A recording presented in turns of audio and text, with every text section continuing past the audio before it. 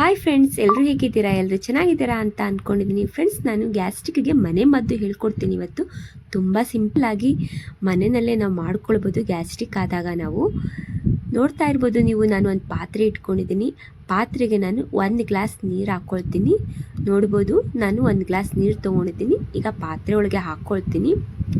ಈ ಪಾತ್ರೆಗೆ ನಾನೀಗ ನೀರು ಹಾಕ್ಕೊಂಡಿದ್ದೀನಲ್ಲ, ನೋಡ್ಬೋದು, ಇದು ನಾನು ಜೀರಿಗೆ 1/2 ಸ್ಪೂನಷ್ಟು ಜೀರಿಗೆ ಹಾಕ್ಕೊಳ್ತೀನಿ.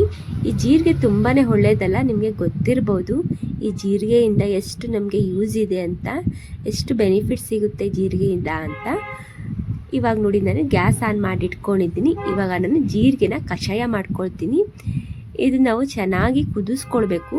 ಚೆನ್ನಾಗಿ ಕುದಿ ಬರೋ ತನಕ ನಾವು, ಇದು 1 ಗ್ಲಾಸ್ ನೀರು ನಮಗೆ 3/4 ಗ್ಲಾಸ್ ಬರೋ ತನಕ ನಾವು ಇದನ್ನು ಗ್ಯಾಸ್ ಮೇಲೆ ಇಟ್ಕೊಂಡು ನಾವು ಕುದಿಸ್ಕೊಳ್ಬೇಕು ಚೆನ್ನಾಗಿ. ನೋಡಿ, ಕಲರ್ ಎಲ್ಲ ಹೇಗೆ ಚೇಂಜ್ ಆಗ್ತಿದೆ ಅಂತ ನೋಡ್ಬೋದು. ಕಲರ್ ಎಷ್ಟು ಚೆನ್ನಾಗಿ ಕಾಣಿಸ್ತಿದೆ ಅಲ್ಲ, ಕಲರ್ ತುಂಬ ಚೇಂಜ್ ಆಗಿದೆ. ಇಷ್ಟಾದರೆ ಸಾಕು ಫ್ರೆಂಡ್ಸ್, ಇದು ನಮಗೆ 3/4 ಗ್ಲಾಸ್ ಬಂದರೆ ಸಾಕು. ಇವಾಗ ನಾನು ಸೋಸ್ಕೊಳ್ತೀನಿ. ನೋಡ್ಬೋದು ನೀವು, ನಾನೀಗ 1 ಗ್ಲಾಸ್ ಇಟ್ಕೊಂಡಿದ್ದೀನಿ.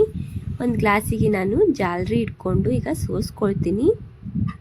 ಫ್ರೆಂಡ್ಸ್, ನಮಗೆ ಗ್ಯಾಸ್ಟ್ರಿಕ್ಕು ಯಾವಾಗೋ ಟೈಮ್ ಇಲ್ಲದೆ ಟೈಮಲ್ಲಿ ನಮಗೆ ಗ್ಯಾಸ್ಟ್ರಿಕ್ ಆಗುತ್ತಲ್ಲ, ಈ ಥರ ಕಷಾಯ ಮಾಡ್ಕೊಂಡು ಕುಡಿದ್ರೆ ನಿಮಗೆ ಒಂದೇ ದಿನದಲ್ಲಿ ರಿಸಲ್ಟ್ ಏನು ಅಂತ ಗೊತ್ತಾಗುತ್ತೆ. ಈ ಥರ ನೀವು ಮನೆ ಮದ್ದು ಮಾಡ್ಕೊಂಡು ನೋಡಿ, ನಿಮಗೆ ರಿಸಲ್ಟ್ ಗೊತ್ತಾಗುತ್ತೆ.